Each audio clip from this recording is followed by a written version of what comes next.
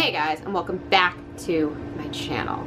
So today, we're going to be talking about The Sanctuary, or actually I think it's just called Sanctuary, by Valentina Cano Repetto. She's an author who was born in Uruguay, and then lived in America for a while, and now lives, I believe in northern Italy, in like kind of a forested, abandoned mill. That's important because that's where she got the idea to write this book. This is a beautiful, beautiful, beautiful edition. This is one of my Twisted Retreat copies. I think it's really quite stunning. You get a lot of woods and forestry, and it's got this beautiful stenciled edging. Again, lots and lots and lots of stuff to do with the woods. Unfortunately, I just feel like the woods are very much not a massive part of this story. So this beautiful, beautiful kind of gothic cover doesn't do much for me in context with the contents of this novel. I'm gonna read the back of the book, and then we are going to really, really talk about this one. Grief leaves a stain. Sibylla Finoglio wants nothing more than to live with her husband in this run-down, derelict watermill. Uninhabited since the Renaissance, after a mysterious disaster befell the previous owners, the mill requires extensive repairs. But there's something sinister about the mill. Repairs are violently undone. Half-seen figures begin stalking Sibylla through the grounds, and haunting echoes of the previous owners' lives infiltrate the present. As the disturbances grow more vicious and her husband more secretive, she realizes that she and her child are in danger. That's a cool premise. This is, at heart, an attempt at a very dark gothic tale. It's a very, very slow burn. It does kind of amp up at the end. Sure. But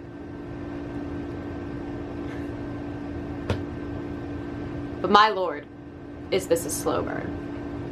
I think my biggest issue with this book is the structure of it. So this book is told from two different perspectives. We have our perspective of the matriarch of the family that inhabited this mill in the Renaissance, and then we have the matriarch of the family who inhabits the mill in the 1930s. They're both very, very, very different people.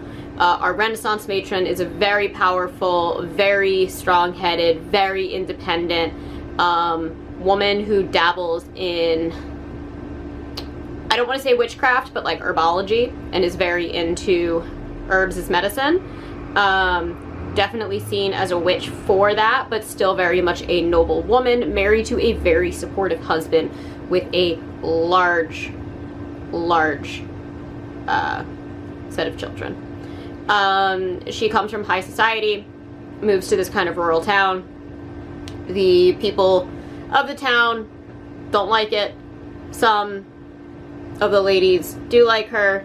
Most of them don't because of her association with herbology. Cool. That causes a bunch of problems for her. So it would seem. And I think my issue with that storyline is that it felt like the whole reason for conflict in that storyline was revolving around her use of herbs as medicine and the way that she kind of circumnavigates the medical ideologies of the men and the doctors of the day in favor of her use of herbs. That seemed like where that novel was going, where that plot point was going. Unfortunately, by the time we get to the end and the big reveal, it's kind of like that didn't matter at all and was kind of like a red herring for why everything was happening. And the moral of the story is just kind of like bad people exist and they're gonna be bad people, and it had nothing to do with who she was, which made a lot of her chapters and a lot of her storyline, to me personally, just feel unnecessary. And she makes a lot of stupid decisions, a lot of bad decisions, a lot of questionable decisions, all based on what I thought was that storyline, and was going to be like, oh, this is going to like come back and bite her in the butt because she is too strong-willed to see that it's negatively affecting her, even though in her mind she thinks she's doing something good. But it didn't matter. And so there's this muddiness with that storyline that I really didn't like. There's also the problem of her being an extremely unlikable character. She is very strong-willed. She is very set in her ways. She is very much a steadfast woman and very stubborn in who she is. And that translates to pride that doesn't really make the reader like her too much. So you don't have too much sympathy for her as an individual. You'll find sympathy for her and what happens to her family, but what happens to her family at the very, very end is also the opening scene to the novel. And so you definitely understand what all these events are leading to, and the mystery of her storyline for this novel is the concept of why do we get to this extreme opening scene. I don't really think we needed her backstory for this novel to work. With the opening scene and the understanding of what we have and why she does what she does, her entire storyline really could be condensed into like 3 or 4 chapters kind of interspersed throughout the novel, and I feel like I would have gotten the same knowledge that I needed to understand what's happening in 1933 and why that's happening without all the added fluff. And it kind of ruins like the twist at the end, because it's like, oh, like you know exactly what happens from the first page, and I'm not gonna reveal what happens in that first chapter, even though it is the opening chapter of the book, just because I actually thought that it was one of the more well done chapters, and it was a very shocking note to open a story with. And it was so effective to me that's why I was stunned that her backstory was so fleshed out. Because just that opening scene alone, I think, told us a lot of what we needed to know, and everything else just kind of felt gratuitous. So that was my issue with the Renaissance portion of the story. Then we get to the 1933 portion of the story, where we have a completely different woman. Now, I think that authors, especially newer authors, when they do different perspectives, tend to struggle with writing the entirety of the chapter in a different kind of voice.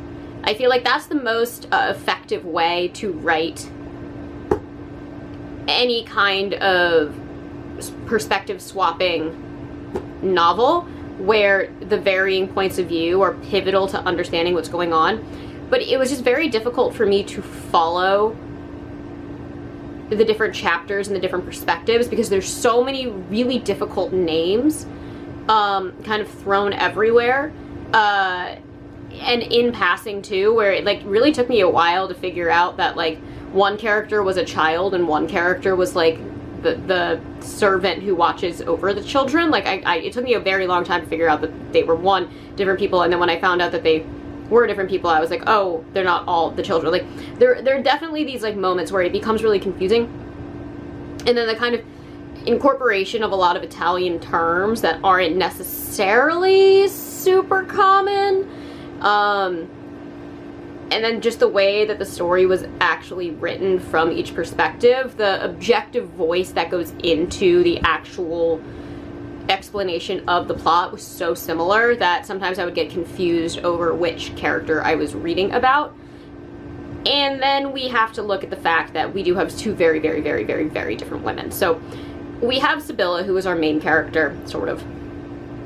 And she is a very weak, tortured, mentally unsettled woman. And she's going through a lot, and she is with an awful husband, very much in contrast to the husband from the Renaissance, who is very smart, very powerful, very kind to his family.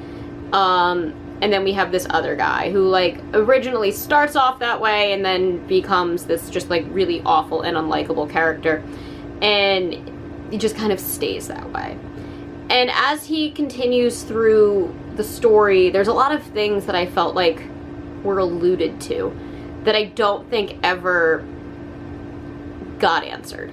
And it wasn't done in like this like vague kind of, ooh, well maybe that is what's going on and it's open-ended. It was just kind of like, I feel like maybe the author thought about making the husband, like, have an affair with the nanny as, like, a plot point, but then was like, no, I don't need to do that, I can do something else. And, like, maybe he's doing all this, like, these shady back-end deals with X, Y, and Z, or maybe he's not, or maybe what he did was wrong because he knew it was wrong, or maybe he did something that was wrong because it was out of desperation. Like, I couldn't pinpoint who he was as a person, because the perspective that we have on him is definitely from somebody who is not in the right mental state of mind, but I was never able to actually get a tangible grasp on who he was. And then that continued on for everybody else that Sibylla interacts with in her storyline. I had a really difficult time understanding if Buona, her maid, was good or not. And then there's a lot of, like, shady stuff going on around her with a bunch of people around her, but, like, nothing is ever really answered. And then we get this, like, big twist at the ending on, like, what Buona's intentions actually were, and I was like, wait, what? Where did any of this come from? Who are these characters that are now being, like, introduced and spoken about? Like, it really just felt out of nowhere, because the ending was like, hey, maybe nothing was supernatural, maybe the house isn't haunted, but then the ending of the Renaissance storyline implies maybe something supernatural is going on. Ha ha ha. Maybe the land really is cursed, you know? So you really don't know at the end of the day if our main character is just crazy and hallucinating, or if she's actually being affected by the hauntings of the past. But you don't care. You don't care. And I want to say that, like, the opening line on the back of this book of, like, grief leaves a stain is, like, the thesis statement of this novel. But there's no grieving to be had. Like, it would be one thing if, like, grief was the driving factor of the whole story, but it's just a story that leads to a conclusion of grief. It doesn't drive really anything. Everything's really fast-paced, everything's really dark, this is a really brutal and tragic ending, and I don't understand what the author was trying to say. Which is sad, because the setting here is phenomenal. The setting is amazing, and the concepts of a cursed land for various different reasons, and understanding where the curse came from and how it's affecting the innocent, and how descendants of those intertwined with the curse from the beginning would be affected by everything as it is. Like, there's so many great ideas and concepts and imagery in this novel, especially the dilapidated house. Like, when you compare, like, the Renaissance structure of the mill and the villa that they live in compared to in the 1930s, when it's re-inhabited again and it's crumbling because it hasn't been taken care of, and it's this reminiscent homage to the high society that our Renaissance woman originally came from and brought to this small town. Like, the setting is stunning, and it's really quite remarkable how beautiful this book had every ability to be, but then just gets really, really muddied in the plot. I just don't think Repetto knew where she wanted to take the story, and I think she had a really cool setting and a really interesting idea, and two very different characters, but she couldn't figure out which character to lead her tale, and so kind of dulled down the essence of the idea by putting too much into this novel, and it took away pretty heavily from, like, nailing the landing. And it was a slow burn, and a slow burn that doesn't have a solid payoff for me is just, like, a massive bummer.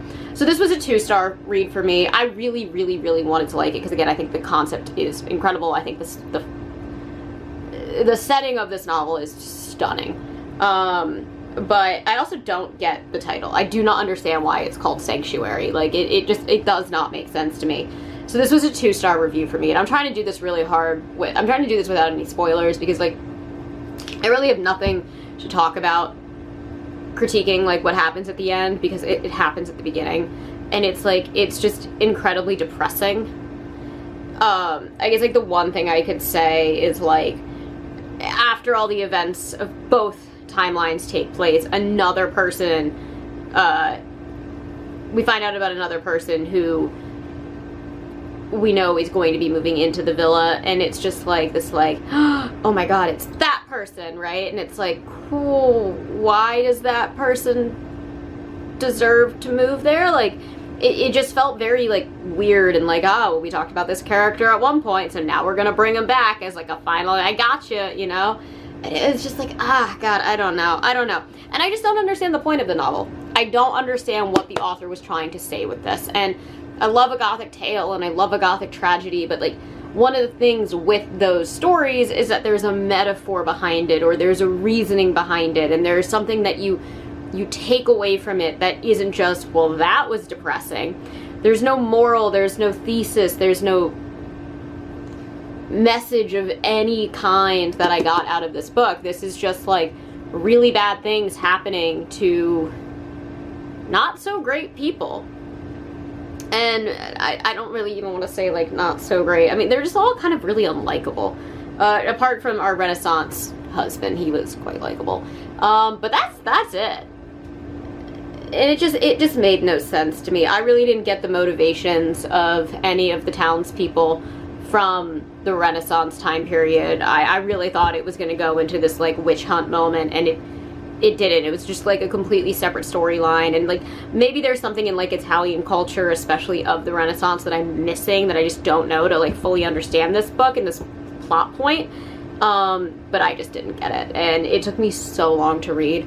I started reading this the first week of July, and it is July 29th. I finished it yesterday because it was so dragging for me to read, and it was, like, dragging and depressing and boring, but all set in this, like, extremely beautiful setting, and it's just such a bummer because I really wanted to like it, and I want, like, a good modern gothic story, and I feel like they're so hard to find nowadays, the ones that are, like, contemporary reads. But oh well. Anyways, that is all that I have for you guys today. This was a 2-star read for me, unfortunately. And as always, I'm trying to post 2, maybe 3 times every single week. And if you enjoy these videos, please hit the like and subscribe buttons down below. And if you've read this novel, let me know what you think. Maybe something went totally over my head and I just, like, wasn't in, like, a right slow burn reading place for it, because this has a really high rating on Goodreads. This is a 3.93 on Goodreads, so, like, I was very excited when I picked this up because I was like, yes, that's a high rating, I'm gonna breeze through this, it's a cool gothic tale. But I just didn't get it. It was not for me. So anyways, that's all that I have for you guys today, and I will catch you on the next one. Mwah.